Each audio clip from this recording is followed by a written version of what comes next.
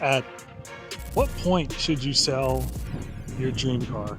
And not just like any car, but the car that you had on your wall growing up, the car that you have on like your desktop wallpaper, or the car that you've like been using in pretty much every racing game that you've been playing since you were a kid, pretty much. This is, the same car that kind of feels like a character in your story, but this character is bringing more headaches than happiness lately. So for most people, we will probably acquire, one or two of our dream cars, in our 20s. The high of purchasing that dream car, lasts for some people like such a long time. For me personally, I mean, the high of owning this car, I would say has lasted for about 4 or 5 years, even though now I'm on my 6th year of ownership. It's not only just getting the car itself, it's the friends that you make with the car, the experiences that you make, the parts that you buy for the car, having a vision from the start, and then kind of turning that vision into reality slowly and slowly by part after part. Some of the friends that I still have to this day have all been because of this car. And in my case in particular, this car has really kind of helped shape my career, because I forced myself to do content around cars, and thankfully I had a car to do so.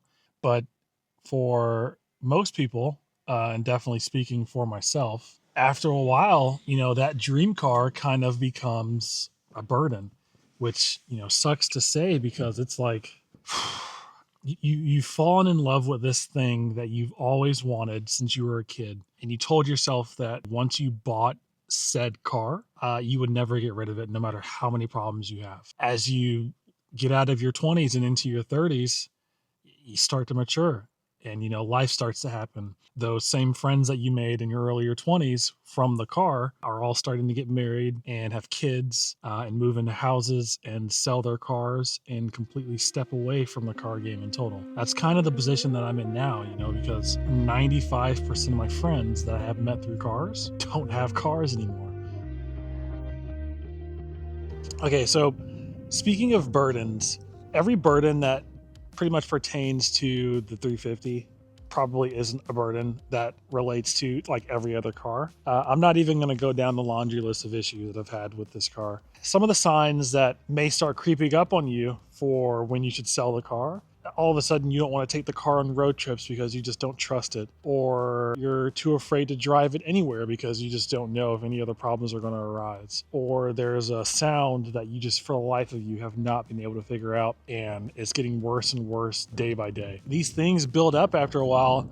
I notice this pattern like with pretty much every car guy, where it's like they'll go from driving their car every other day to maybe once a week, and then it'll become once a month or something like that. That's kind of whenever the reality starts to set in, and that pretty much has happened to me, because I only drive this thing maybe once or twice a month now, and it sucks because the level of appreciation that I still have for the car is like around 90%, I would say. But the level of desire that I have to drive the car is like around 20% because of all those issues.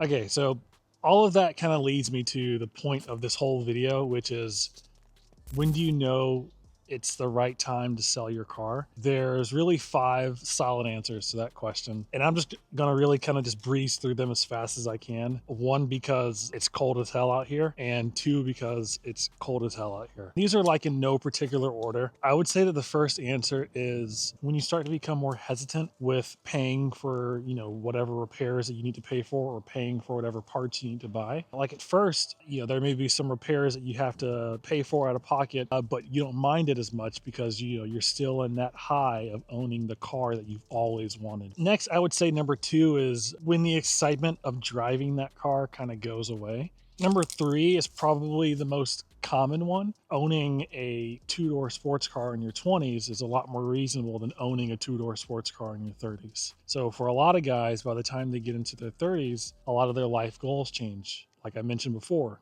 Number 4 is something that I think a lot of guys don't want to admit because they're so stuck on owning cars from a particular brand. I always thought that I was going to be like that. You know, as of late, I've realized that for my income, the GT350 and the GT500 are kind of like the peak of what a Ford guy can experience. Anything past that, you know, I'm looking at Ford GTs pretty much. And that's the thing that I like about other brands like Chevy. You know, Chevy has, you know, their Camaros, which are all in that same price range as the Mustang GT, GT350, and GT500. But they also have cars that are slightly above that, which are still reasonable, which is the Vette. And I think a lot of Ford guys will experience all the Mustangs that they can, you know, from the Fox bodies to the Termies to the S197s to the S550s to the S650s, and then reach a point where it's like, okay, you know, I've experienced everything that Ford has to offer under $100,000. The only other thing that I can get that can give me like a similar experience but still new is a Vette.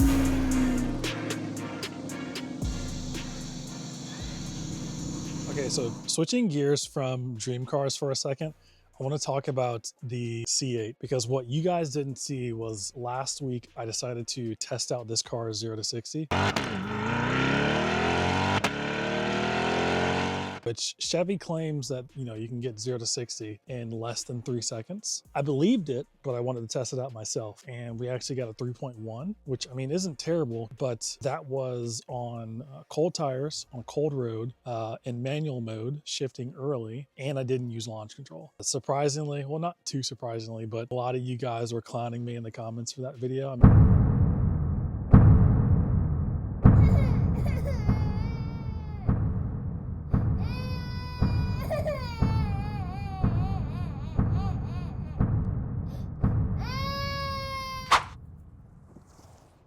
I'm gonna try and do this really quickly because I'm on the side of the road, in the middle of nowhere. So we have a GoPro for the inside of the car.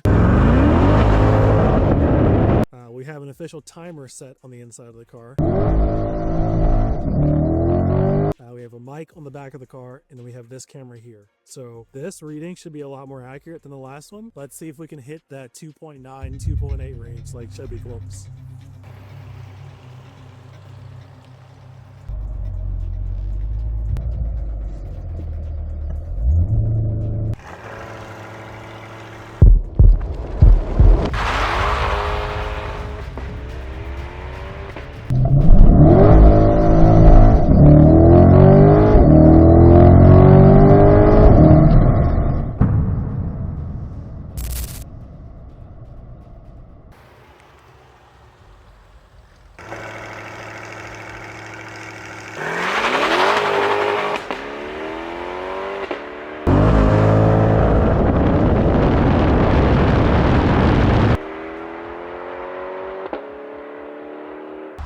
We're on like a crappy, like 6-year-old GoPro, so excuse the quality, but I think that was a lot better. I think that was a lot better.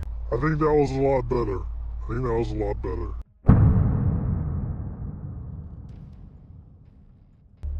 got a little squirrely right there, but again, it's cold, so I was kind of expecting it, but not too much.